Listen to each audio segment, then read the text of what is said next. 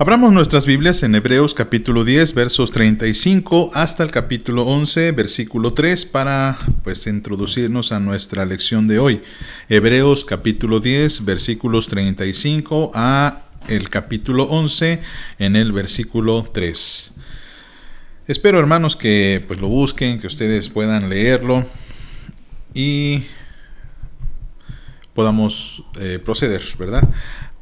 Lo leemos, mis amados. Hebreos 10, 35 al 11, capítulo 3. Dice: No perdáis, pues, vuestra confianza, que tiene grande galardón, porque os es necesaria la paciencia, para que, habiendo hecho la voluntad de Dios, obtengáis la promesa. Porque aún un poquito, y que ha de venir, vendrá, y no tardará. Mas el justo vivirá por fe, y si retrocediere, no agradará a mi alma. Pero nosotros no somos de los que retroceden para perdición, sino de los que tienen fe para preservación del alma.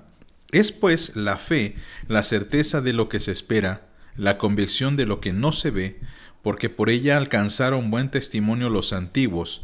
Por la fe entendemos haber sido constituido el universo por la palabra de Dios, de modo que lo que se ve fue hecho de lo que no se veía. Hermanos, vamos a proceder a lo que es el estudio de esta noche, recordando un poquito lo que vimos la semana pasada con respecto al tema de la conversión. Y dijimos que la conversión implicaba una fe verdadera. Y esto lo íbamos a analizar el día de hoy. Acerca de la fe verdadera, vamos a despojar por un momento este término de verdadero para quedarnos solamente con el concepto fe. Y el concepto fe realmente es una palabra bastante común, es algo muy usual en nuestras conversaciones cotidianas con hermanos de la iglesia, con personas que pertenecen a nuestra congregación, o incluso podemos llegar a afirmar o hablar acerca de la fe en otros contextos. Según el autor Gerald Niehaus, que nos ha dejado este texto, este libro en el cual estamos basando nuestro estudio durante todos los miércoles, hay tres posibles referencias que se abarquen cuando hablamos de fe. Una de ellas es, por ejemplo, que cuando hablamos de fe, hablamos de un acto de creer, ¿no? Nosotros tenemos una fe, por ejemplo, en Dios, porque creemos en Dios. Pero también puede ser en lo que se cree. En otras palabras, en un sistema de creencias. Cuando nosotros hablamos de la fe reformada, por ejemplo, estamos hablando de un sistema de creencias, de dogmas que se toman por nosotros, los que somos de la iglesia reformada, de la iglesia presbiteriana reformada, que lo tomamos como verdades que no están en discusión o que no están en duda. Pero también a veces hablamos de la fe como en la confianza de que algo será o que algo es. Por ejemplo, cuando nosotros nos referimos a una persona y le decimos tengo fe en ti, es decir, yo creo lo que tú eres, de lo que tú eres capaz. O tengo fe, por ejemplo, en que la pandemia va a desaparecer. Yo tengo confianza de que algo va a ser así.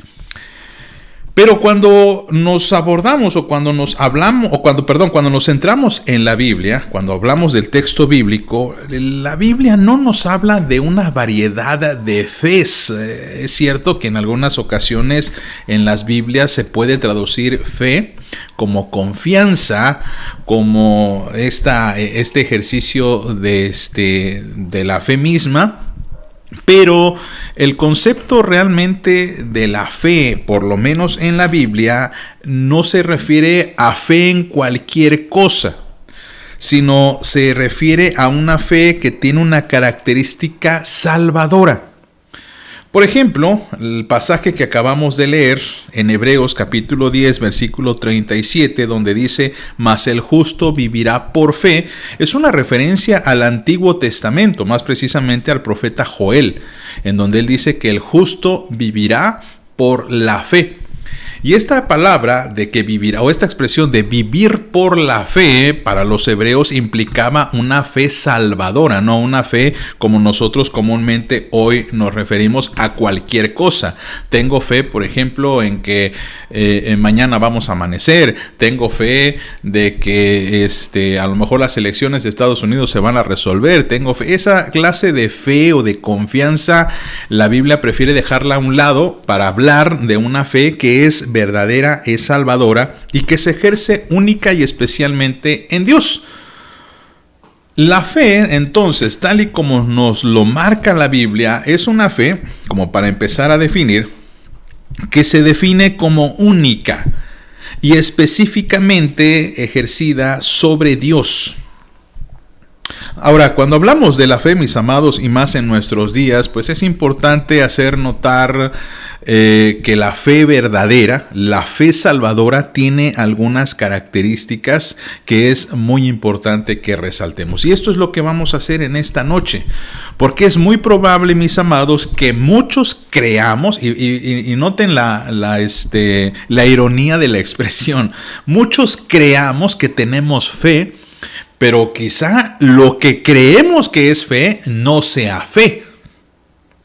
Y de esto vamos a hablar en los próximos minutos para profundizar. Así que les ruego que estén en oración primero para que hablemos con el Señor, porque el Señor es el que ejerce, o el que nos da, mejor dicho, el don de la fe para que creamos en Él. Oramos. Señor, en el nombre de Cristo, estamos contentos, Padre Santo, porque tú nos has llamado a tus pies y nos has llamado, Señor, al reino de tu amado Hijo. Y porque pertenecemos a tu pueblo, Señor, y porque, como dice el apóstol Pedro, somos nación santa y real sacerdocio, nos atrevemos a pedirte iluminación. Iluminación para descifrar, descubrir, para poder redarguir nuestro corazón con tu palabra, Señor. Oramos pues que esta esté en nuestro corazón en estos momentos y nos ayude a concentrarnos en lo que tú quieres. Lo pedimos en el nombre de Jesucristo. Amén. Bien, tristemente, hermanos, como decíamos hace un momento, la fe en la actualidad tiene bastantes usos o muchas usanzas. Y eso quizá no pertenezca exclusivamente a nuestro tiempo, sino quizá a lo largo de la historia hemos escuchado que la fe se puede definir de muchas maneras. A esto es a lo que tenemos que hacer la distinción de lo que es la verdadera fe. Por lo tanto, hablamos de la fe que es falsa. 3 tipos falsos de la fe. Cuando hablamos de la fe como falsa, hablamos que la verdadera puede confundirse.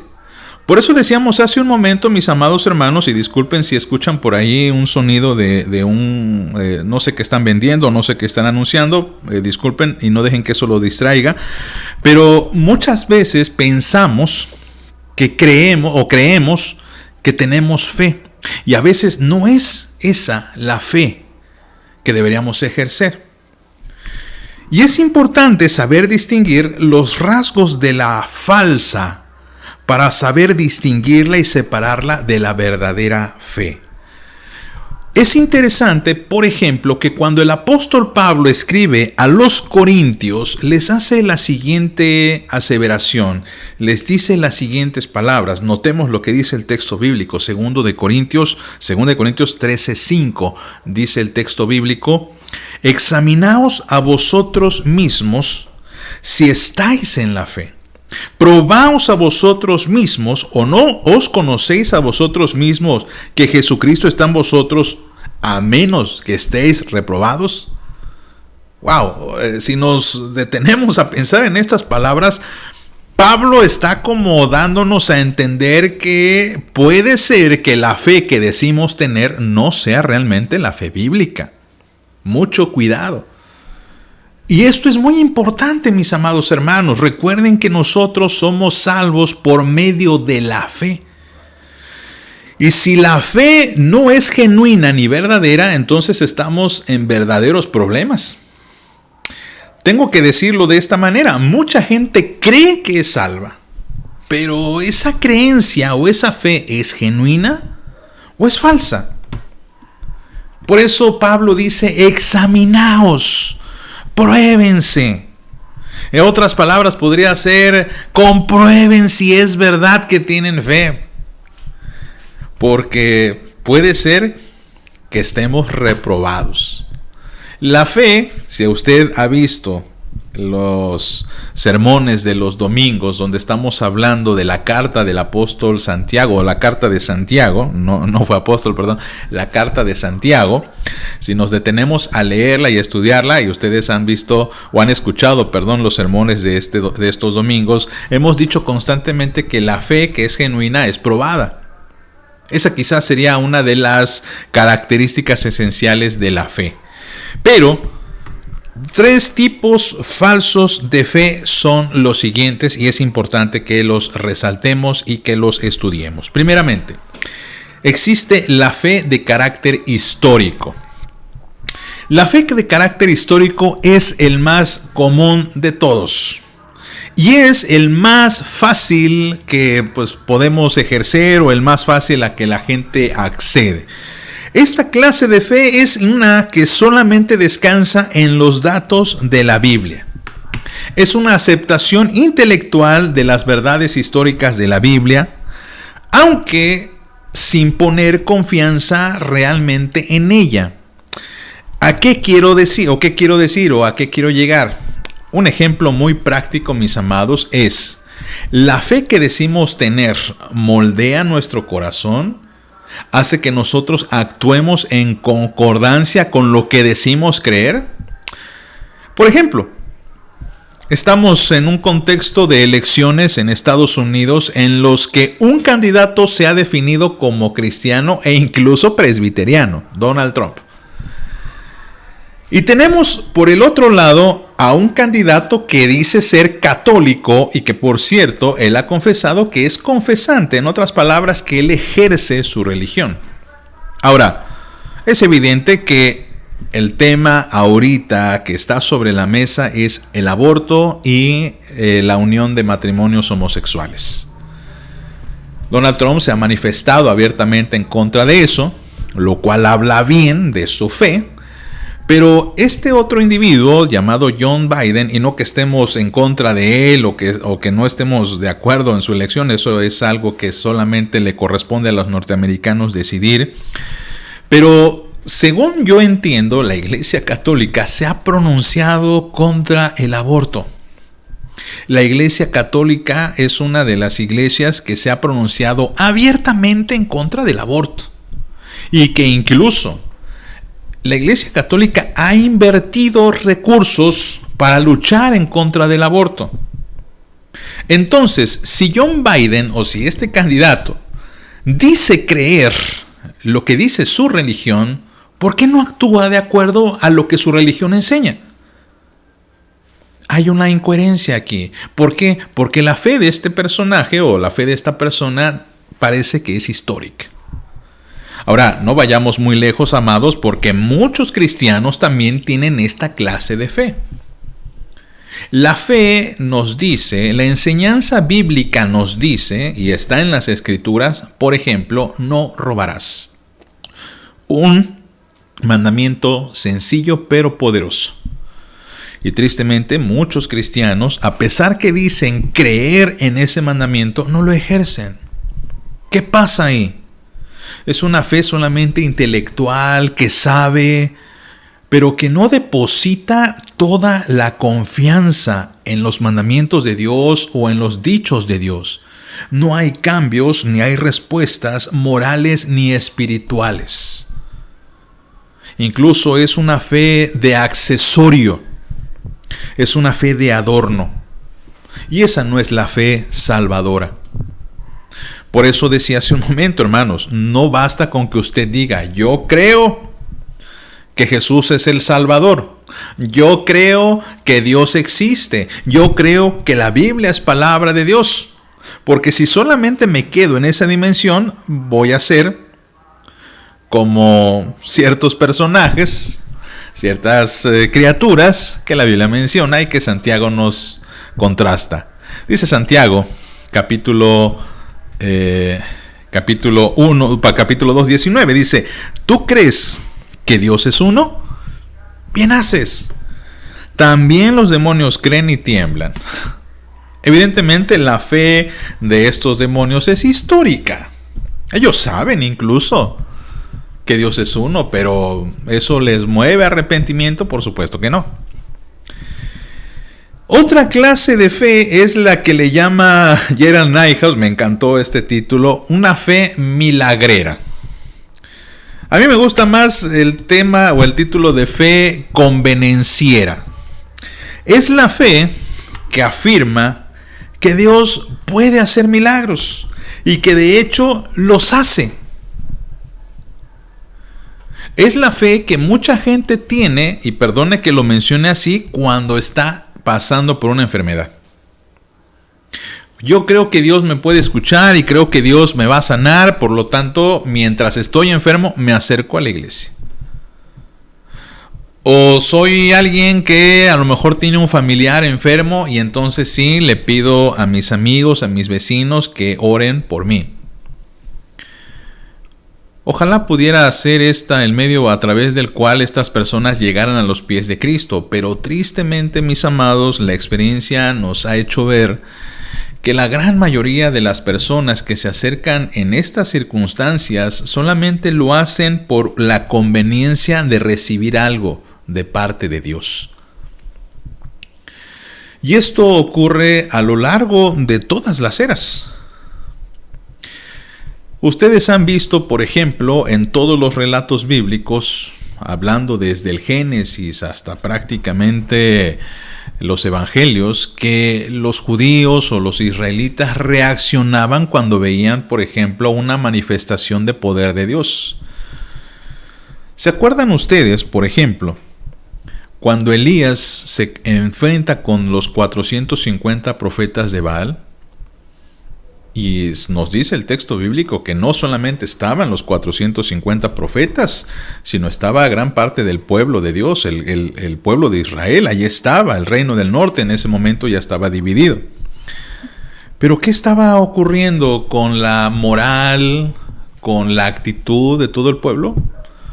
Pues sencillamente no querían reconocer a Dios. Entonces está este reto, ustedes ya saben de qué estoy hablando, en segundo el libro de Reyes, capítulo 17, si mal no recuerdo, 18, 19, y Elías lanza este desafío. Y sucede que el profeta o los profetas de Baal hacen de todo, pero Baal nunca responde. Y entonces Dios responde, Dios envía un fuego, y entonces allí sí la gente se inclina y dice: ay, Jehová es el Dios, Jehová es el Dios, Jehová es el Dios. Es la gente que se hinca cuando hay un temblor. Y esto sucede también en los evangelios, amados. La gente quería que Jesús hiciera milagros, por ejemplo, para que creyesen en Él. Por eso es una fe convenenciera, porque se deja deslumbrar por las señales, pero no hay compromiso de por medio. Mucho cuidado, mis amados, por ello, en el depositar su confianza en una respuesta de Dios. Ojo. Yo he escuchado a muchas personas decir lo siguiente: hasta que Dios no me conceda lo que pido, no voy a creer en Él. Hasta que Dios no me sane de esta enfermedad, no voy a creer en Él. Hasta que Dios no me responda, no voy a creer en Él. Y no voy a ir a la iglesia, y no voy a ejercer, ni voy a hacer nada hasta que Dios no lo haga. ¿Qué es lo que están ejerciendo? Una fe convenenciera. Me encanta el pasaje que estoy a punto de mostrarles, Juan capítulo 6, versículo 26, en el que Jesús, después de dar y de multiplicar los panes y dar de comer a 5,000 personas, dice en la Biblia que Él se retira y la gente lo está buscando. No saben dónde está el Señor.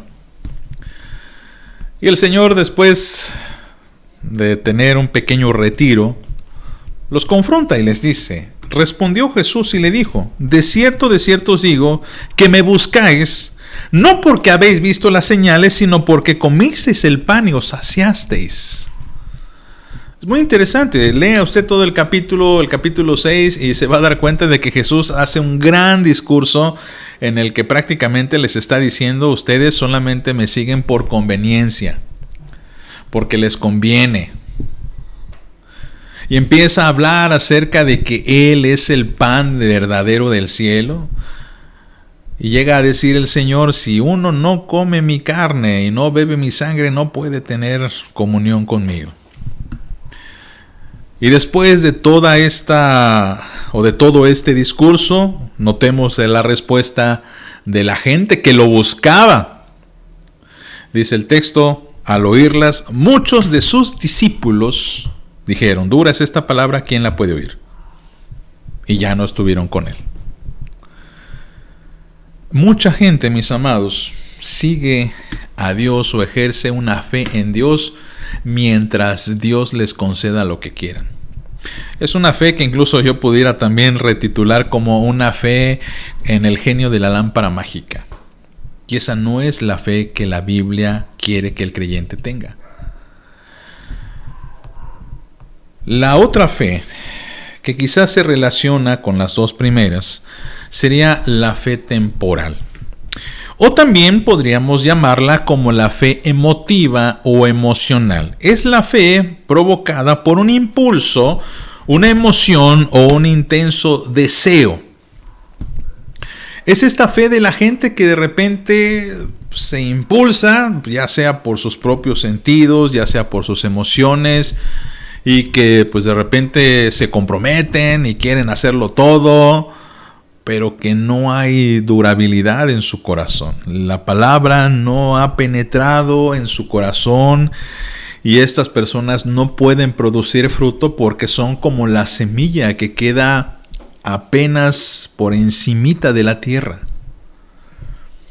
Esta clase de fe es aquella que viene de un falso arrepentimiento en muchas ocasiones, en el que la gente se vuelve a Dios y dice: Señor, ahora sí me voy a portar bien. A veces sucede después de alguna situación de tragedia. Ahora sí me voy a portar bien, ahora sí me voy a alinear al Señor, ahora sí voy a hacer lo que Dios quiera, ahora sí voy a estar mejor. Pero es una fe temporal, es una fe emotiva, es una fe que solamente se conmueve. Y esta es la fe que, por ejemplo, vemos en la entrada triunfal de Jesús a Jerusalén. Me encanta Mateo cuando señala esto y dice que el pueblo, la ciudad entera se conmovió cuando vio a Jesús venir y pues, lo veían como el rey que anunciaban los profetas, este rey que venía sobre ti manso y humilde. Pero es interesante que estamos en domingo y el día jueves y viernes lo enjuiciaron, y el viernes la gente gritaba: crucifícale, crucifícale. Es una fe que se desvanece, efímera, falsa.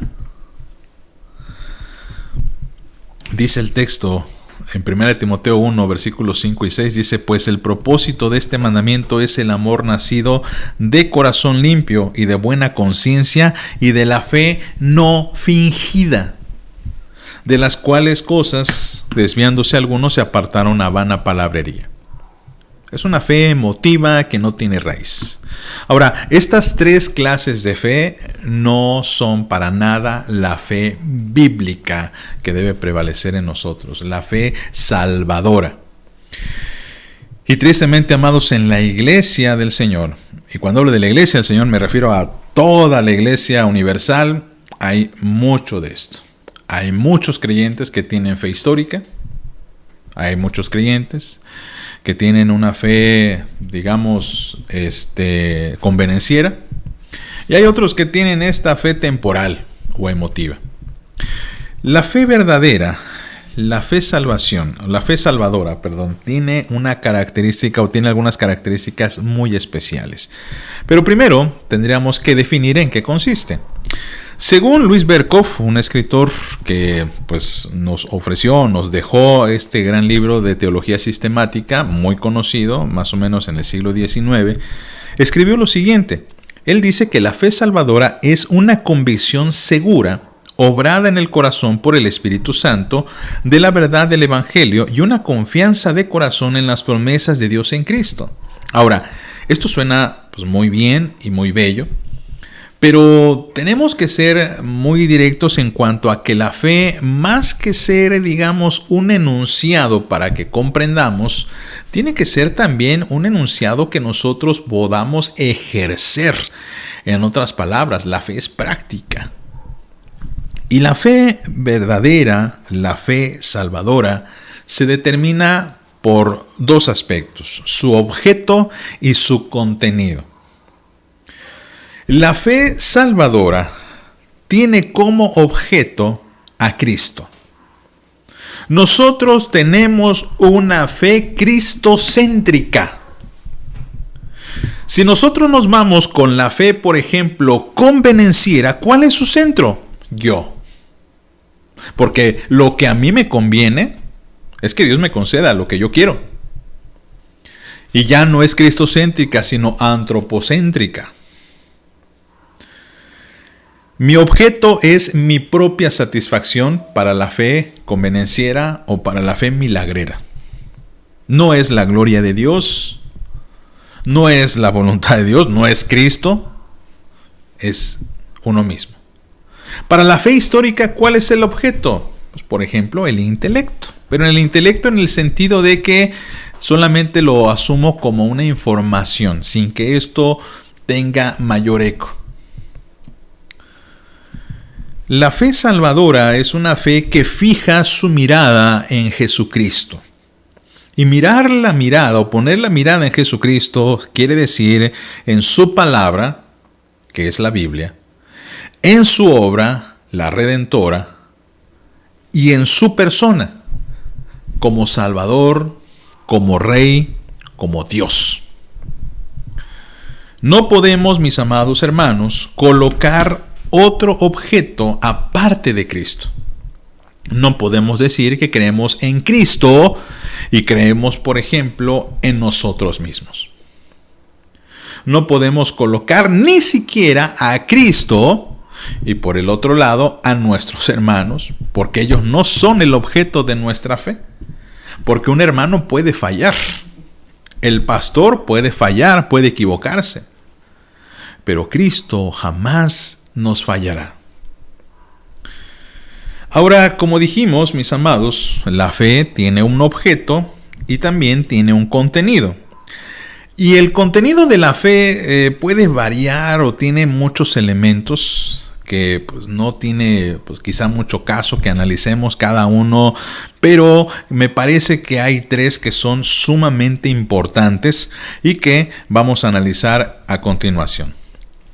Primero, y aquí parecería una pequeña contradicción, pero recordemos que la fe primero coloca su base en Jesucristo. Pero el primer aspecto de la fe salvadora es el aspecto o el elemento intelectual.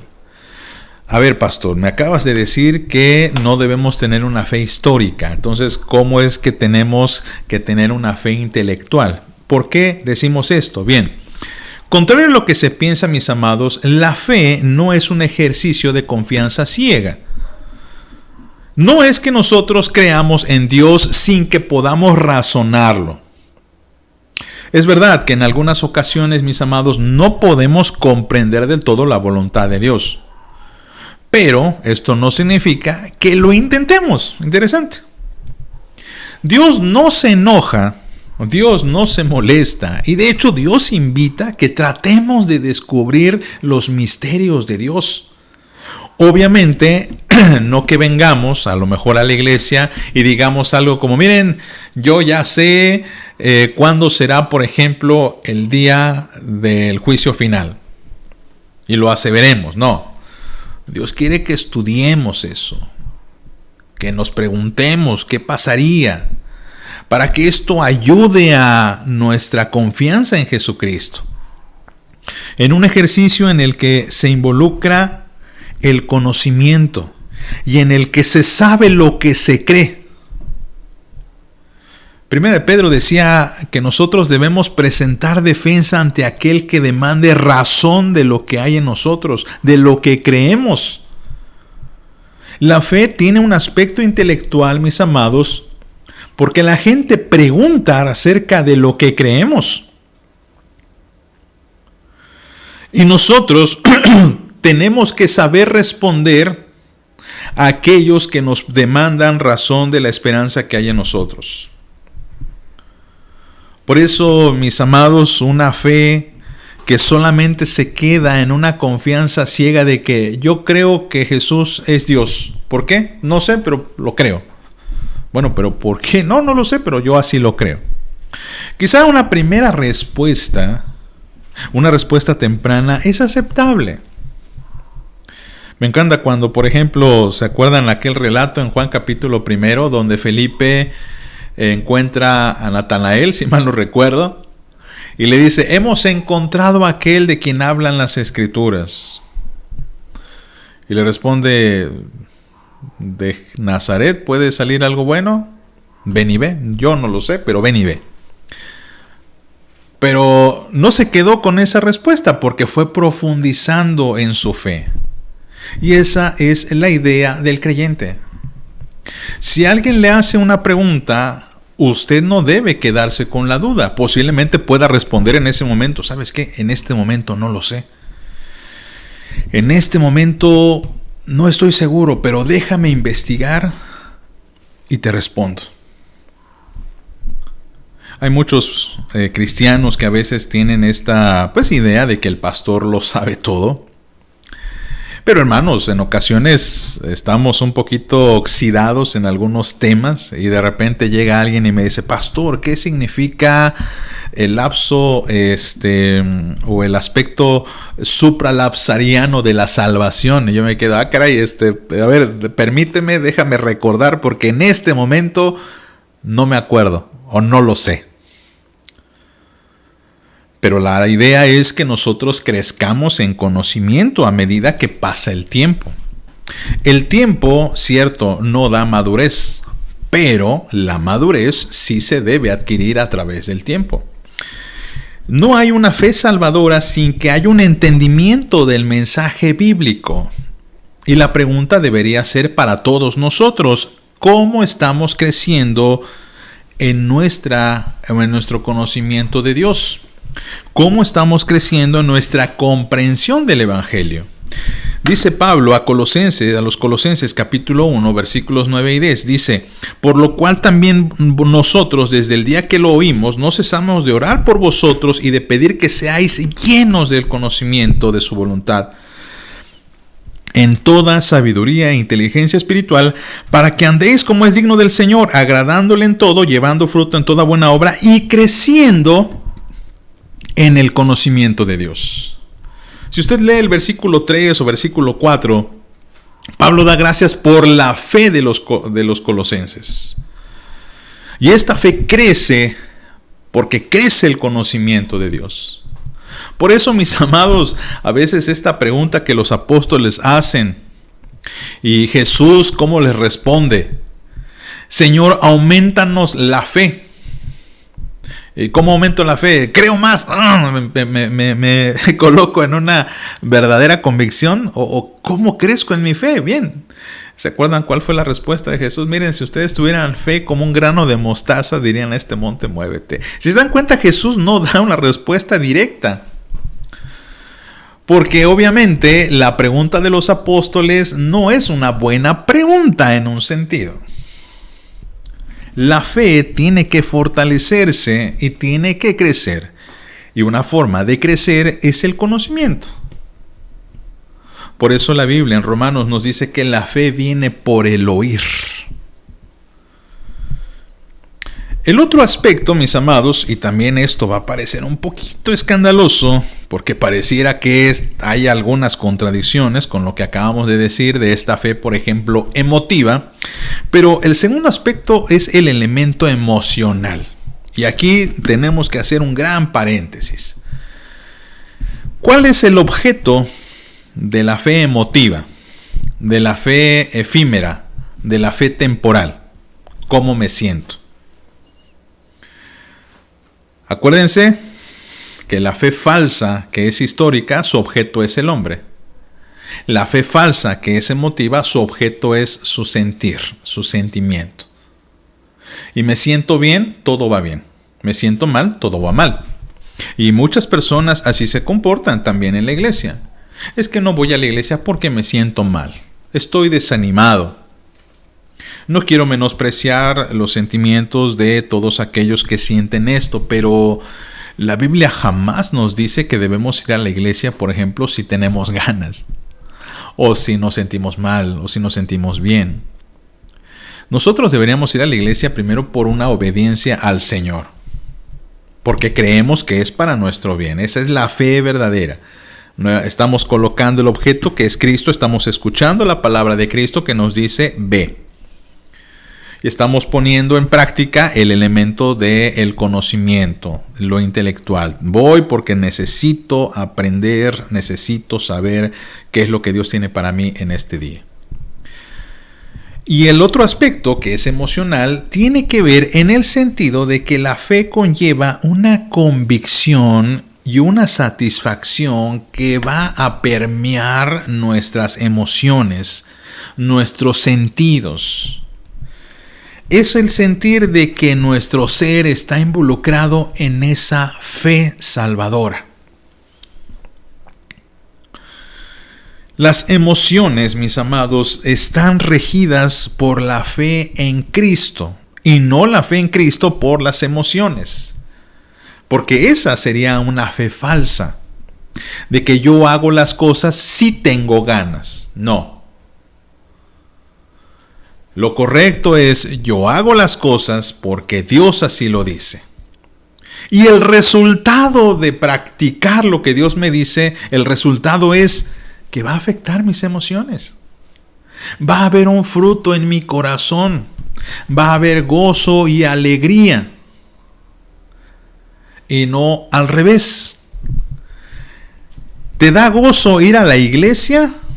Algunos dirán, sí, gloria a Dios. Algunos dirán, no, bien, ve a la iglesia y cuando vayas el gozo se va a producir. No esperes a sentir antes de llegar. Espera llegar y después puedas sentir.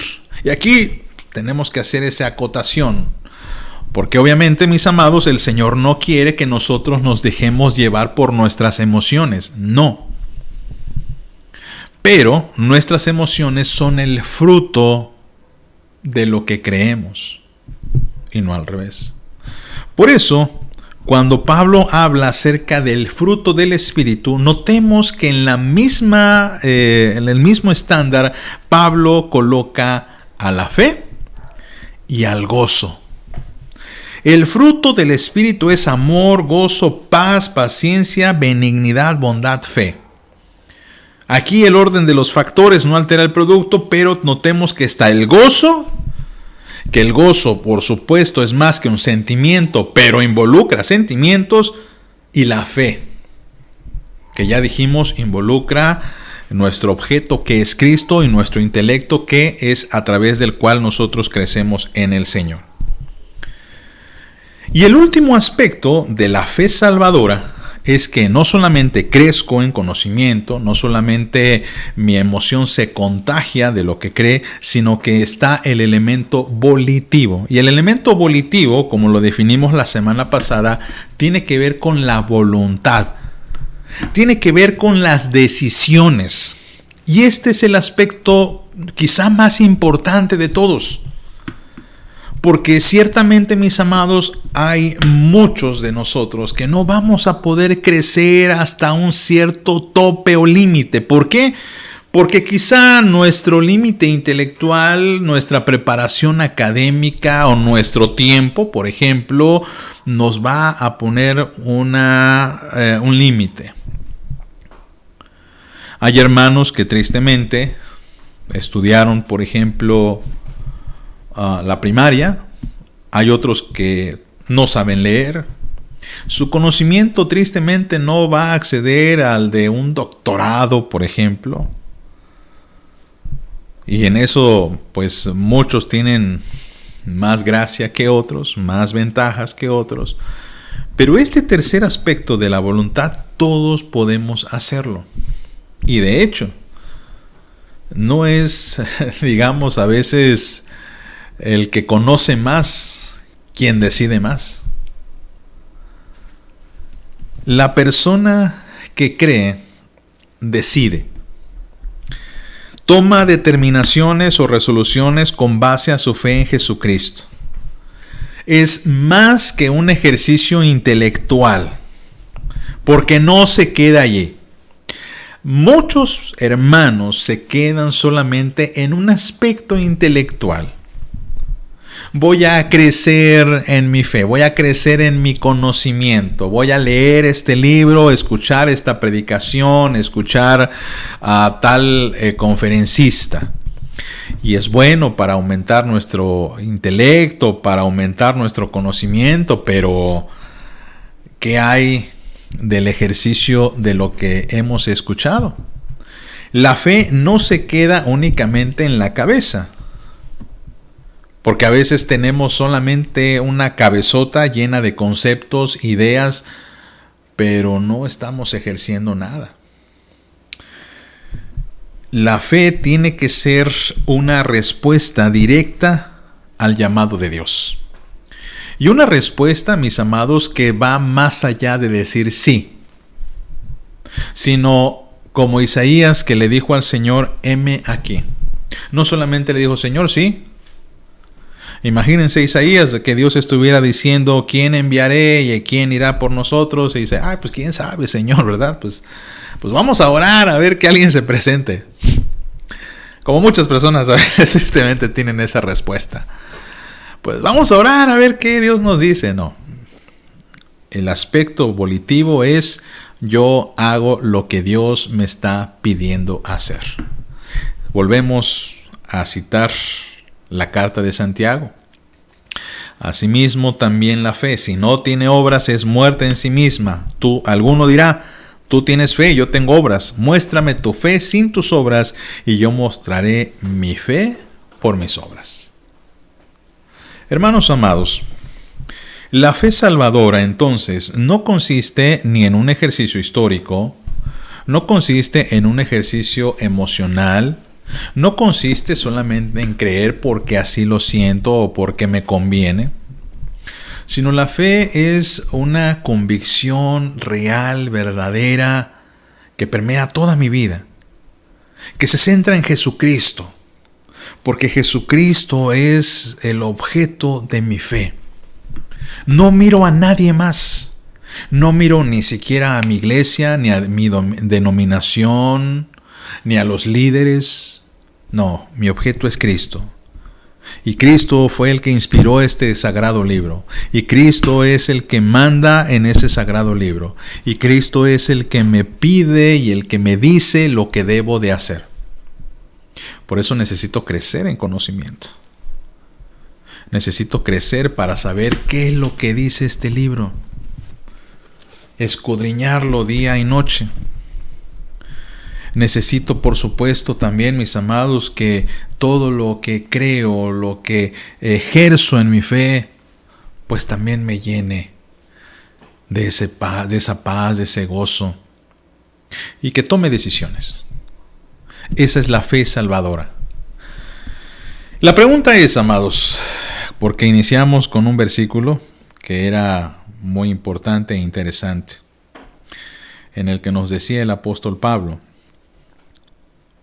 el apóstol Pablo, examinaos a vosotros mismos, si estáis en la fe, probaos a vosotros mismos. ¿O no conocéis a vosotros mismos que Jesucristo está en vosotros, a menos que estéis reprobados? Si nos hicieran un examen de nuestra fe, ¿cómo saldríamos, hermanos? Es para pensarse. Oramos.